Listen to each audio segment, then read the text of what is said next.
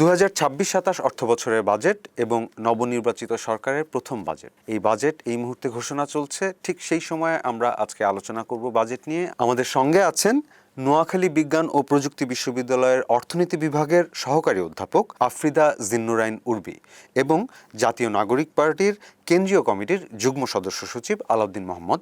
আমরা তাদের সঙ্গে আলোচনায় যাচ্ছি। আপনাদের দুজনকেই বণিক বার্তায় স্বাগত।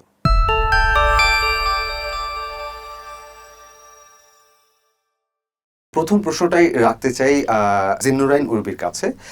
আমরা প্রথমে একটু জিজ্ঞেস করতে চাই, আপনারা বুঝতে চাই যে এই বাজেটের সবচেয়ে গুরুত্বপূর্ণ বার্তাটা কি হওয়া উচিত, বা এই মুহূর্ত পর্যন্ত যতটুকু আমরা বাজেটের তথ্যপাত্র জানতে পেরেছি কি গুরুত্বপূর্ণ বার্তা বহন করছে, আর একজন শিক্ষক হিসেবে কোন বিষয়টি সবচেয়ে বেশি তাৎপর্যপূর্ণ মনে করেন আপনি? অসংখ্য ধন্যবাদ। বাজেট নিয়ে তো সবসময়ই বাজেট ঘোষণার 1-2 মাস আগে থেকেই একটা দেশে অনেক আলোচনা, অর্থনীতিবিদ থেকে শুরু করে আমাদের একদম গ্রামাঞ্চলের চায়ের কাপের যে ঝড়, সেখানেও আমরা দেখি যে প্রচুর আলোচনা হচ্ছে। তো এবারের বাজেটটা আমার দৃষ্টিকোণ থেকে মনে হয় সরকার পক্ষ থেকে এটা খুব দ্বিমুখী একটা চাপের মুখে, এমন একটা পরিস্থিতিতে বাজেটটা ঘোষণা করা হচ্ছে যে দুই দিক থেকে একটা বড় ধরনের চাপের মুখে আমাদের অর্থনীতিটা আছে, যেটা একটা বৈশ্বিক চাপ এবং আমাদের অভ্যন্তরীণ দেশীয় অর্থনৈতিক চাপ।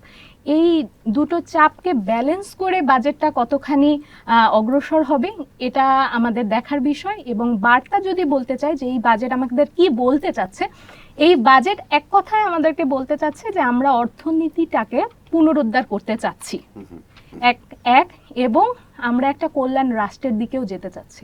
সরকার জনকল্যাণমুখী বিভিন্ন অনেক ধরনের উদ্যোগ নিয়েছেন, সেগুলো খুব আলোচনায়ও এসেছে। তো এই দুটো খুব সহজে বলতে গেলে, বিস্তারিত হয়তো পরে আলাপ করব, তো একদম সহজে বলতে গেলে যে আমরা অর্থনীতি পুনরুদ্ধার করতে চাই এবং জনকল্যাণমুখী একটা রাষ্ট্রের দিকে অগ্রসর হতে চাই। সেই লক্ষ্যেই যদি বাজেটটা হয়, আমার দ্বিতীয় প্রশ্ন আলাউদ্দিন মোহাম্মদের কাছে, যে সরকার বলছে এটা অর্থনৈতিক স্থিতিশীলতা ফিরিয়ে আনার একটা বাজেট এবং সেখানে পুনরুদ্ধারের বিষয় তো অবশ্যই থাকে। তো রাজনৈতিক দৃষ্টিকোণ থেকে আপনার মূল্যায়ন কি? এটি কি আমাদের যে সংকট মোকাবেলা সেইটার বাজেট হতে পারবে, নাকি রাজনৈতিক প্রতিশ্রুতি বাস্তবায়নের বাজেট হবে? আপনাকে ধন্যবাদ, আমার সহালোচককে ধন্যবাদ। আমরা যে বাজেটটা দেখতে যাচ্ছি এখনও তো পুরোটা দেখা হয় নাই। আমরা যেটা দেখলাম, তো এটা কিন্তু আমরা যেটাকে অর্থনৈতিক পুনরুদ্ধারের বাজেট কিংবা স্থিতিশীলতা ফিরে আনার বাজেট, আমার কাছে মোটেও তাই মনে হচ্ছে না। আমার কাছে মনে হচ্ছে যে রাজনৈতিক স্থিতিশীলতা, এখানে পাশাপাশি নতুন যে গভর্নমেন্ট আসার পর তার যেই আপনার হিউজ যে ম্যানিফেস্টো জনগণের সামনে, সেটা তো আসলে বাস্তবসম্মত ছিল না। এটা কিন্তু আপনার যদি আপনি IMF-এর যে লাস্ট লোন যে কারণে আটকে গিয়েছে, যে আপনি আসলে যে ফিসক্যাল পলিসি যেভাবে ঠিক করেছেন, এটা বাস্তবসম্মত মনে হয় না। এবং মনে হয়েছে যে এটা আপনার যে আমাদের যেই অর্থনীতিটাকে পুনরুদ্ধারের জন্য যে মানুষকে কিন্তু সামহাও একটা ধাক্কার মধ্যে দিয়ে যেতে হবে, যেটা অন্তর্বর্তীকালীন সরকারের সময় হয়েছে। আপনি ইনফ্লেশন বলেন, তারপর প্রাইভেট সেক্টরের যে আপনার ঋণ প্রবাহ বলেন, ইনভেস্টমেন্ট বলেন, কর্মসংস্থান বলেন, সব কিছু মিলে এই বাজেটটা মূলত হয়েছে যে দীর্ঘদিন ধরে আপনার একটা সিস্টেমে দেশ চলে আসছে। আসার পর আমরা মনে করি যে একটা জায়গায় তো আপনার রাশ টেনে ধরতে হবে। রাশ টেনে ধরার কাজটা কিন্তু বাজেটে হলো না।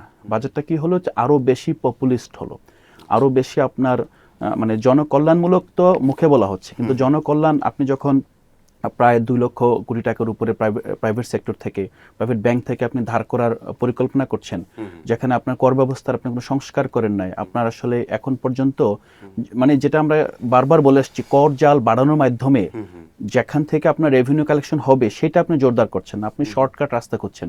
শর্টকাট রাস্তাটা আগে যেটা করেছে আওয়ামী লীগ সরকার, যে আপনার বিদেশ থেকে মেগা প্রজেক্টের নামে বড় বড় লোন নিয়ে এসেছে, আপনার লোনের অর্ধেক টাকা আপনার গায়েব করে দিয়েছে।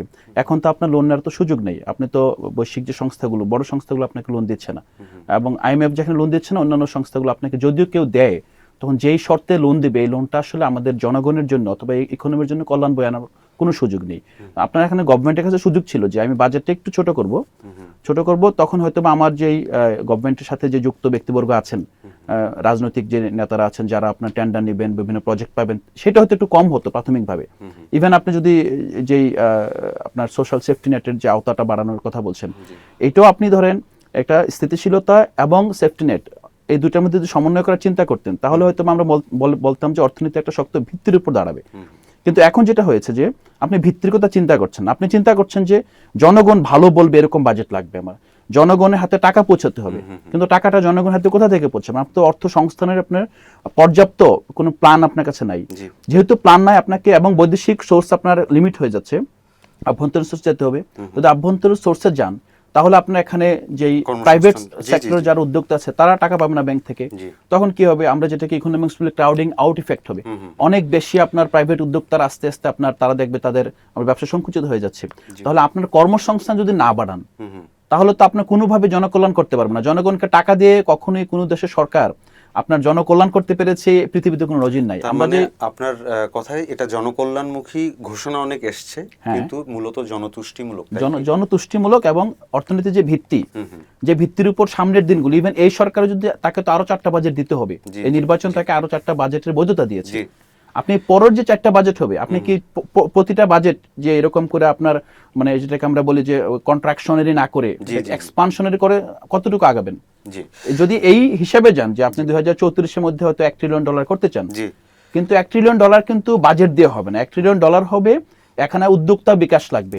যদি উদ্যোক্তার বিকাশ সম্ভব বন্ধ হয়ে যায় তাহলে কিন্তু আপনার $1 ট্রিলিয়ন দূরের কথা, আবার হাসিনার মতো যে অবস্থা, আপনার হাসিনা ইকোনমিক্স আমরা বলেছি না, তো এখন কিন্তু এই অর্থ এটা কোন দিকে যাবে আসলে আমার ইয়া নাই, বাট মনে হচ্ছে ওদিকে যাচ্ছে। মতামত শুনলাম, আপনি শুনছিলেন, আপনি বলছিলেন যে কি বার্তা থাকা উচিত, জনকল্যাণমুখী বার্তাগুলো, উদ্যোগগুলো আছে, তিনি বলছেন যে না এটা জনতুষ্টিমূলক। আমার প্রশ্ন, এরপরের প্রশ্ন দুজনের কাছেই, সেখানে আপনি ওই প্রাসঙ্গিকতা আনতে পারেন যে সরকার আগামী অর্থ বছরের মূল্যস্ফীতি দেখা যাচ্ছে যে 7.5% নামিয়ে আনবে এরকম লক্ষ্য নিয়েছে, আবার প্রবৃদ্ধির লক্ষ্য ধরা হচ্ছে 6.5%। বর্তমান যে অর্থনৈতিক বাস্তবতা, এই লক্ষ্যগুলো আসলে কতটা অর্জনযোগ্য?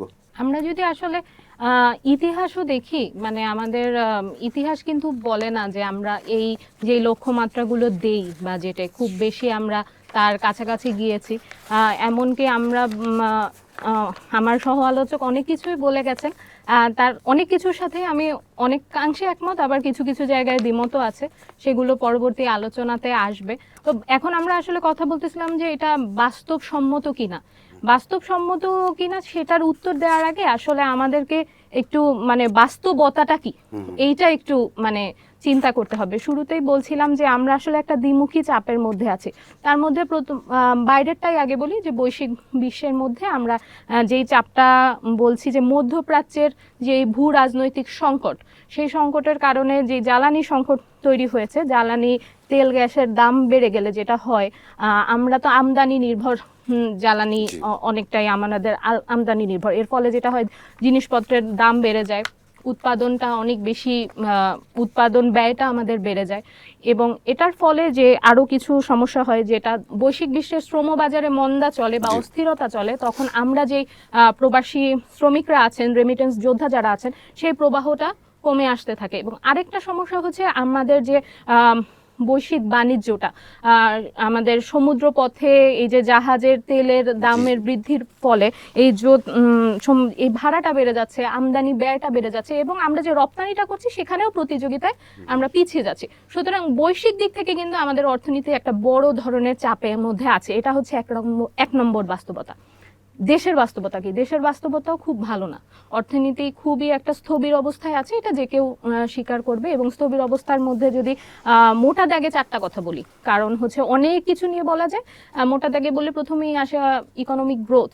আমাদের করোনা পরবর্তী সময় আমরা যে ইকোনমিক প্রোগ্রেস বা গ্রোথটা দেখেছি সেটা একটা ভালো পুনরুদ্ধার ছিল, 7.5% সম্ভবত। তো তার পরবর্তীতে গিয়ে 24-25 অর্থ বছরে এটা কমে এসে 3.9% হয়েছে, এবং এখনো আমরা পুনরুদ্ধারের চেষ্টা করছি, সেটা 4-এর আশেপাশে ঘোরাফেরা করছে। তো সেই ক্ষেত্র থেকে যখন আমরা আমাদের টার্গেট রাখি 7.5%, তো এটা শুনতে ভালোই লাগে, কাগজে কলমে এগুলো তো আমাদের শুনতেও ভালো লাগে, স্বপ্ন বড় দেখতেও সমস্যা নাই, কিন্তু এগুলো আসলে কতটা বাস্তবসম্মত এটা আসলে বাস্তবতায় নেমে দেখাটা অনেক বড় প্রশ্ন আছে, এবং এটা দেখতে হবে। এবং এরপরে যেটা বললাম মূল্যস্ফীতির কথা, ইনফ্লেশন এটা জনগণকে সব থেকে বেশি ইফেক্ট করে।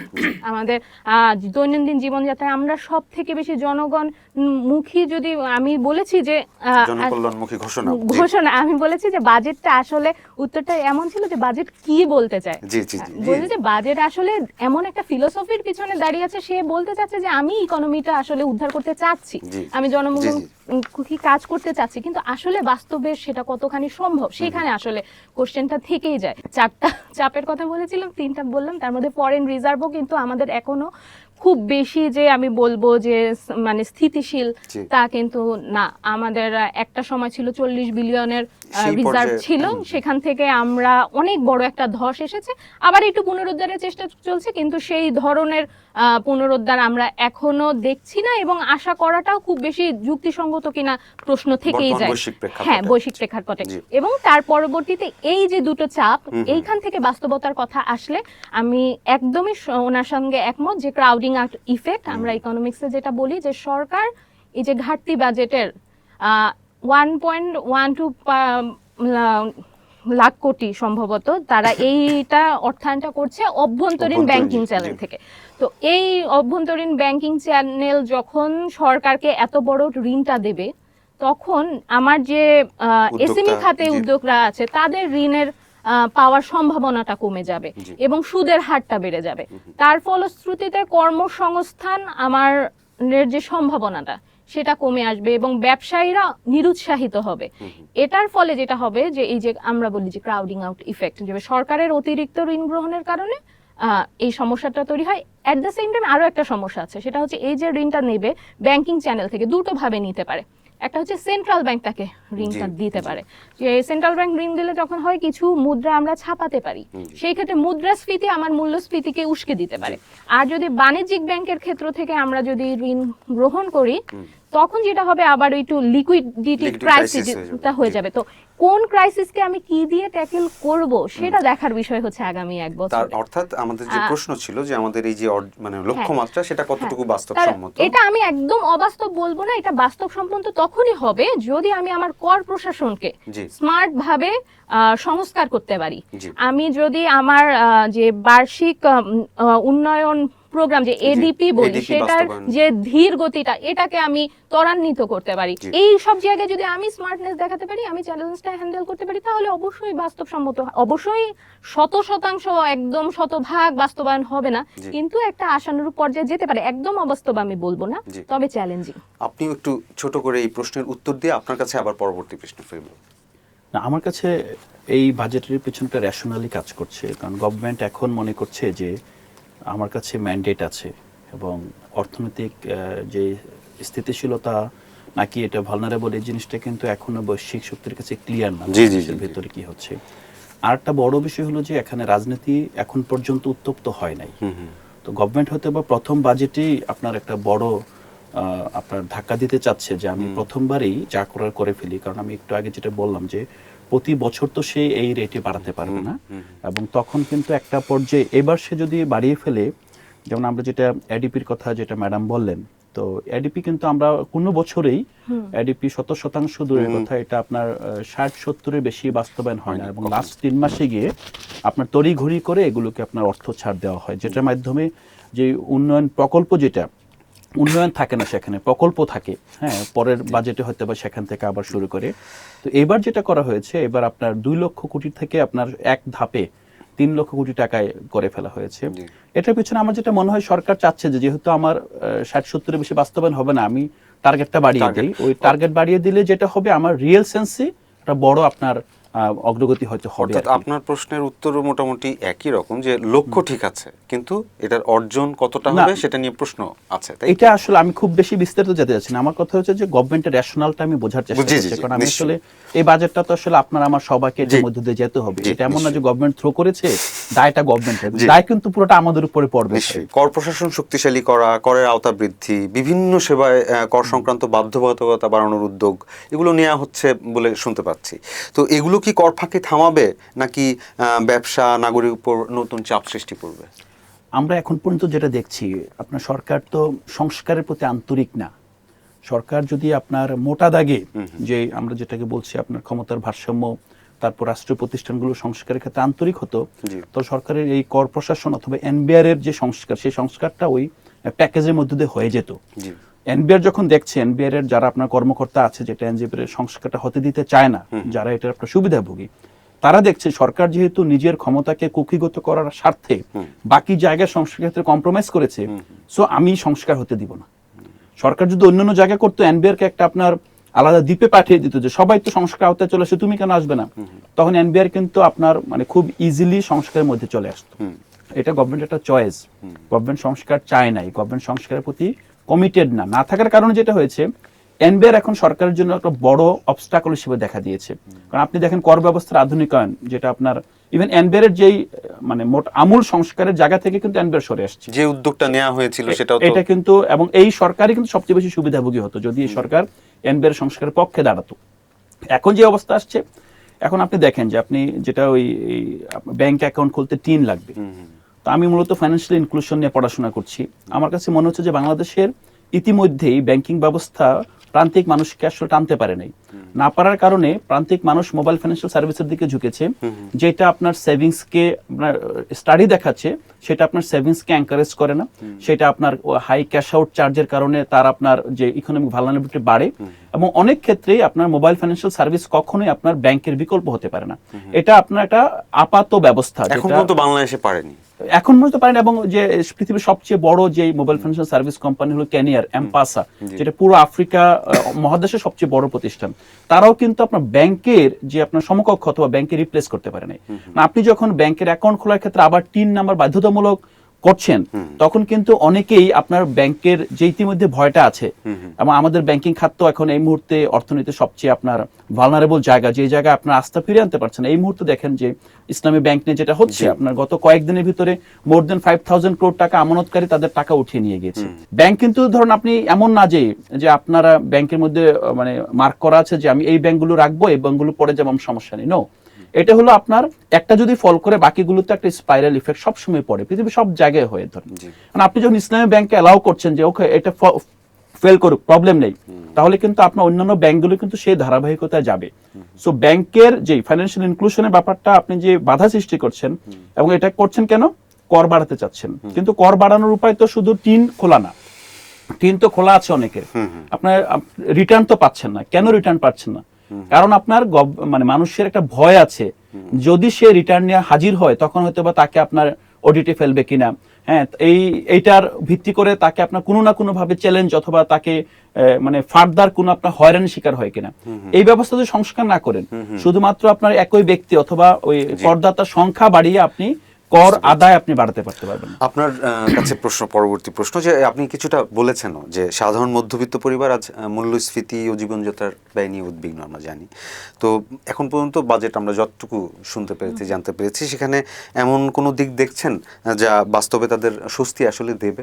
খুব সুন্দর প্রশ্ন। আজকে সকালেও পেপার পড়ছিলাম, একদম শুরুর পাতায় যে কথাগুলো এসেছে সেগুলোই বলি, যে সেখানে কিছু স্বস্তির কথা আমি দেখেছি। যেমন নিত্য প্রয়োজনীয় দ্রব্য, আমাদের যে চাল, পেঁয়াজ, ভোজ্য তেল, এগুলো থেকে প্রায় 60টি পণ্যের উপরে কর কমিয়ে আনার চেষ্টা করা হচ্ছে। 1 থেকে 5% সোর্স ট্যাক্স যেটাকে বলা হয় ছিল, এটা এখন 0.5। ভোজ্য তেলের ক্ষেত্রে কর অবকাশ মনে হয় আছে। হ্যাঁ, মানে নিত্য প্রয়োজনীয় দ্রব্য 60টি পণ্যের উপরে এটা কমিয়ে 0.5% নিয়ে আসা হচ্ছে, যেটা অবশ্যই যদি বাস্তবায়ন হয় জনগণকে একটা স্বস্তি দেবে। আর আমাদের তো, আমরা মানুষ, অসুস্থ হই, ওষুধ এবং চিকিৎসা, এটা আমাদের জীবনের মৌলিক চাহিদাগুলোর একটা। সেখানেও বেশ কিছু স্বস্তিদায়ক তথ্য দেখা গিয়েছে। যেমন পড়ছিলাম যে এখন যদি এইভাবে যেই প্ল্যানে আগানো হচ্ছে, তাতে বাস্তবায়ন হলে হার্টের রিং পরানো এখন 20,000 টাকা কম লাগবে আগের তুলনায়। ডায়ালিসিস আগের থেকে 800 টাকা কম লাগবে। চোখের এক ধরনের লেন্স, সেগুলো আমদানির উপর কর কমিয়ে দেওয়ার কারণে 5,000 টাকা এখন আমি দেশে বসেই কম টাকায় এটা করতে পারবো। তো এটা হচ্ছে চিকিৎসা সেবায় মানুষ এই স্বস্তিটা যদি ভোগ করে, অবশ্যই স্বস্তিদায়ক বার্তা এটা।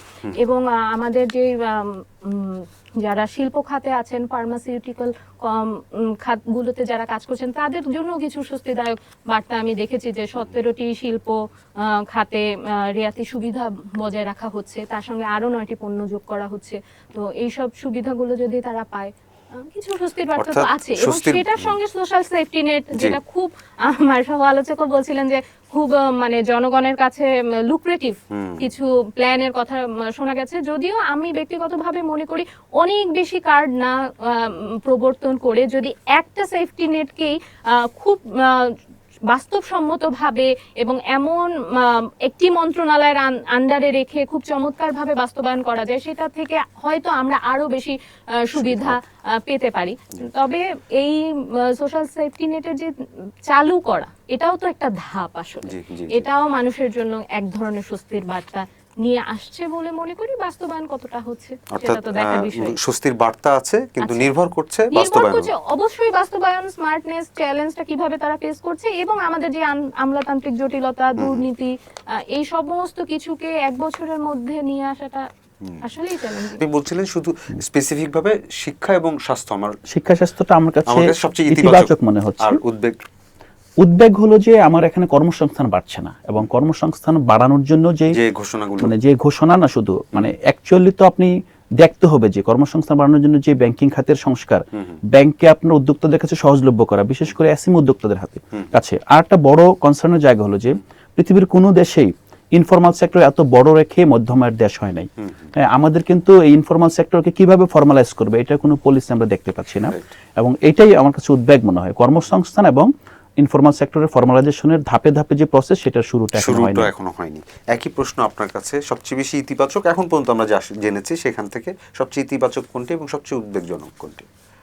ইতিবাচক বলে আমি আসলে দুটোর উত্তরই ইতিমধ্যে দিয়ে দিয়েছি। আমার কাছে মনে হয় ইতিবাচক দিক সবকিছুর পরেও, পর্যায় বাস্তব হচ্ছে কি না হচ্ছে তারপরেও, এই যে সোশ্যাল সেফটি নেটের যে আলোচনাগুলো আসছে, ফ্যামিলি কার্ড, এবং এটা যাচ্ছে, এটার একটা চমৎকার ইতিবাচক দিক যে এই টাকাটা যাবে নারীদের হাতে। হ্যাঁ, এবং একটা সংসারে নারীর হাতে যখন টাকা যায়, সে এটা কল্যাণমুখী কাজেই ব্যয় করে। আমরা আমাদের সামাজিক বাস্তবতা থেকে দেখি, সে তার সন্তানের শিক্ষার ক্ষেত্রে, চিকিৎসার ক্ষেত্রে এইভাবে এই জিনিসগুলোকে সে ব্যয় করবে। এবং আমরা এই সোশ্যাল সেফটি যে সুরক্ষা খাতগুলো, এগুলোকে আসলে খরচ হিসেবে না দেখে যদি বিনিয়োগ হিসেবে চিন্তা করি, তাহলে আমরা আরো বেশি স্বস্তি পাবো যে আজকে আমরা এই জায়গাগুলোতে আমরা সুরক্ষা দিচ্ছি, লং টার্মে এই সুরক্ষাগুলো আমাদেরকে দক্ষ জনবল দেয় কিনা সেই দিক থেকে, এবং এই বিনিয়োগটা আমাদের কাছে খুব সুন্দর চমৎকার ভাবে ফল নিয়ে আসে কিনা, এটা আমাদের কনসার্নের বিষয়। এবং আশা তো করাই যায়। তো উদ্বেগের একটা জায়গা অবশ্যই ক্রাউডিং ইফেক্ট, এটা তো আছে। এটার সঙ্গে আরেকটা উদ্বেগের, বড় একটা উদ্বেগের জায়গা আছে, সেটা হচ্ছে এলডিসি গ্রাজুয়েশনের একটা চাপ আমাদের উপরে আছে। কোভিড কালীন সময় আমরা অতিরিক্ত 2 বছর পেয়েছিলাম, তারপরে এবছর নভেম্বরে আমাদেরকে এলডিসি গ্রাজুয়েশন করার কথা ছিল, এবং 3 বছর পেছানোর একটা আলোচনা ইতিমধ্যে আমরা শুনে ফেলেছি, যেখানে আমাদের সঙ্গেই নেপাল, লাওস, এই সকল দেশ, তারা কিন্তু পেছানোর দিকে যাচ্ছে না। এবং এলডিসি গ্রাজুয়েশন হয়ে গেলে তখন কিন্তু আমরা অনেক কিছু সুবিধা, যেগুলো এতদিন ভোগ করে করে আমরা অভ্যস্ত, সেগুলো আমরা পাবো না। যেমন জিএসপি সুবিধা থেকে বঞ্চিত হব। সেই ক্ষেত্রে আমাদের এখন যেই প্যারাসিটামল আমরা হয়তো খুব কম টাকায় কিনতে পাই, সেটা অনেকগুলো টাকা খরচ করে কিনতে হবে। এবং এলডিসি গ্রাজুয়েশনের যে সুবিধাগুলো, সেই সুবিধাগুলো ভোগ করার জন্য যে আমাদের অর্থনীতি এখনই প্রস্তুত, সেটাও আমরা খুব কনফিডেন্টের সাথে বা ব্যর্থভাবে বলতে পারছি না। কারণ এলডিসি গ্রাজুয়েশন যখন হয়ে যাবে একটা কান্ট্রি, তখন এটা বহির্বিশ্বে এই বার্তাটা দেবে যে এখানে ফরেন ডিরেক্ট ইনভেস্টমেন্ট করার জন্য এই দেশটা উপযুক্ত। এই বাজেট বাস্তবায়নের ক্ষেত্রে সবচেয়ে বড় ঝুঁকি কোনটা? রাজস্ব আহরণ, মূল্যস্ফীতি নিয়ন্ত্রণ, বিনিয়োগ পরিবেশ, নাকি প্রশাসনিক সক্ষমতা? যদি একটা পয়েন্ট বলেন, আমি বলবো প্রশাসনিক সক্ষমতা। আর যদি আরেকটা যোগ করতে বলি? না, প্রশাসনিক সক্ষমতা যদি আপনার ঠিক করেন, তাহলে আমার মনে হয় যে আহরণটা আপনার চ্যালেঞ্জ মোকাবেলা করতে পারবেন। তারপর প্রশাসনিক সক্ষমতার সাথে আপনার এটা যে ডিস্ট্রিবিউশন করবেন, রিডিস্ট্রিবিউশন অফ দ্য ওয়েলথ অথবা আপনার ইনকাম ধরেন, এটাও কিন্তু যুক্ত আছে। আমার মনে হয় যে আমি একটাই ধরবো, আমাদের প্রশাসনিক সক্ষমতা যে কোনোভাবে বাড়াতে হবে এবং অনেক বেশি অ্যাকাউন্টেবল করতে হবে। নিশ্চয়ই। আপনার? আমি সঙ্গে কিছু জিনিস যোগ করবো, যে হ্যাঁ, প্রশাসনিক সক্ষমতার মধ্যেই আসলে সবগুলো চলে আসে। জি। আমি যদি প্রশাসনিকভাবে সক্ষম হই, আমি আমার কর প্রশাসনকে সেইভাবে সংস্কার করতে পারবো। জি। এনবিআর কে সংস্কার করার খুবই এখন আমাদের অনেক বড় চ্যালেঞ্জ, এনবিআর কে সংস্কার করতেই হবে। মাঝখানে এই ধরনের আলোচনা এসেছিল যে এনবিআর কে দুই ভাগে ভাগ জি, জি, করা জি। হবে, যে একটা দল পলিসি মেক করবে আর একটা দল কর আহরণ করবে। তো সেই বাস্তবায়নের দিকে আমাদের হাঁটার সময় চলে এসেছে, এবং আমাদের আরো কিছু জায়গায় কাজ করতে হবে, যে আমাদের কর জিডিপি অনুপাত, ট্যাক্স জিডিপির যে রেশিওটা আছে, এটা বাড়িয়ে আনতেই হবে। জি। কারণ দক্ষিণ এশিয়ায়, বহির্বিশ্বের কথা বাদে দিলাম, দক্ষিণ এশিয়াতেও আমাদের এই কর জিডিপির যে অনুপাত, সেটা অত্যন্ত কম, 6 থেকে 7% বা 7 থেকে 8% এরকম। তো এই জায়গাটায় আমাকে যদি ট্যাক্স জিডিপি অনুপাত বাড়াতে হয়, তাহলে তখন প্রশাসনিক আমাকে দক্ষতার প্রয়োজন। প্রশাসনিক দক্ষতার প্রয়োজন, এবং আমাদেরকে আস্তে আস্তে কিন্তু এই কি বলে, ইনডাইরেক্ট ট্যাক্স থেকে সরে আসতে জি, হবে। জি। সরে গিয়ে আমাদেরকে একটা প্রোগ্রেসিভ ট্যাক্স স্কিমের মধ্যে চলে আসতে হবে। হ্যাঁ, আমাদের ইনকাম ট্যাক্স কিন্তু প্রোগ্রেসিভ ট্যাক্স স্ট্রাকচারের মতোই কাজ করে, কিন্তু অধিকাংশ যে অন্যান্য ট্যাক্স গুলো আমরা দিচ্ছি, ভ্যাট কিংবা আমদানি শুল্ক, এগুলো বেশিরভাগই কিন্তু রিগ্রেসিভ ট্যাক্স জি। স্ট্রাকচারের আন্ডারে যাচ্ছে। তো আমরা যদি আসলেই অর্থনীতিটাকে গতিশীল করতে চাই এবং এই স্থবিরতাটা কাটাতে চাই, তখন আমাদের এই প্রশাসনিক দক্ষতাগুলো কাজে লাগাতেই হবে, এবং কিছু কিছু জায়গায় অবশ্যই সংস্কার করতে হবে। আমি দুটো সংস্কারের কথা বললাম, তার মধ্যে একটা যদি বেছে নিতে হয়, অবশ্যই কর জিডিপির যে অনুপাতটা, এটা বাড়ানোর জন্য আমাদেরকে কাজ করতেই হবে। এই বাজেটকে আপনি এক বাক্যে সাধারণ নাগরিকের দৃষ্টিভঙ্গি থেকে কিভাবে সংজ্ঞায়িত করবেন? সাধারণ মানুষ তো শুধু এই বাজেটই দেখে নেয়, তা তো অতীত বাজেট দেখেছেন। জি। এবং কার্যত বাজেট তার কাছে আপনার নতুন কোনো করের বোঝা হিসেবে আবির্ভূত হয়, এবং সাধারণ মানুষ কিন্তু খুঁজে পায় না যে সোশ্যাল সেফটি নেটের টাকা, সে যখন নিজেকে তার জায়গায় দেখে দেয় যে আমি তো পাই নাই। এবার আপনার এই 150 সিসির উপরে যাদের বাইক আছে, তাদেরকে নতুন করে আপনার ইনকাম ট্যাক্স তো দিতেই হবে, 2000 টাকা করে আপনার এক্সট্রা দিতে হতে পারে। এই যে একটা আপনার কর আরোপ করা হলো, কিন্তু এটা কি বাস্তবসম্মত? সাধারণ মানুষ কিন্তু দেখবে এই ছোট ছোট বিষয়গুলো। তারপর ধরেন আপনার ইনফ্লেশনের যেই জায়গাটা আমরা বলছি যে এটা 9% না 11% বিষয় না, মানুষের হাতে যে টাকা আছে সেই মানের অর্থ ক্রয় ক্ষমতা কতটুকু বাড়লো সেটা কিন্তু গুরুত্বপূর্ণ। আমরা দেখছি যে মোটা দাগে ক্রয় ক্ষমতা কমবে, কম বাড়ার কোনো উপায় আমরা দেখছি না। তো সাধারণ মানুষ হিসেবে আমার কাছে মনে হবে এটা একটা ফাঁপা বুলির বাজেট, এবং সাধারণ মানুষ তো বেশিরভাগ গরিব। হ্যাঁ, তার কাছে মনে হবে যে তার কাছে বাজেটটা প্রতি বছর একটা খড়গ হিসেবে নেমে আসে তার কষ্ট এবং বোঝা বাড়ানোর জন্যই।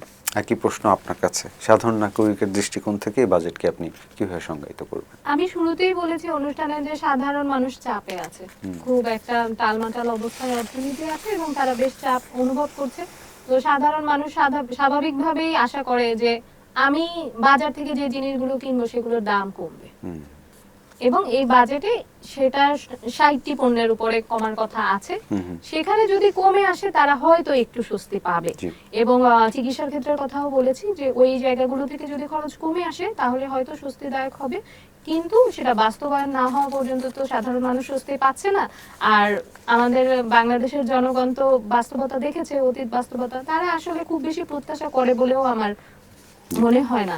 সেই ক্ষেত্র থেকে বাংলাদেশের মানুষকে আমি এক কথায় বলবো যে আমি খুব অল্প খুশি, কি হবে দুঃখ করে, আমাদের দিন কেটে যায় সাধারণ ভাত কাপড়ে। তো ওই ভাত কাপড়ের জোগানটা যদি সবার হয়, তখনই তারা স্বস্তি পেয়ে যায়। কিন্তু দুঃখজনক হচ্ছে এটাই, সেই জোগানটা দিতেই আমরা হিমশিম খাই। আপনাদের দুইজনকে, আলাউদ্দিন মোহাম্মদ এবং জিন্নুরাইন উর্বি, আপনাদের দুইজনকে বণিক বার্তা স্টুডিওতে আসার জন্য অসংখ্য ধন্যবাদ, কৃতজ্ঞতা।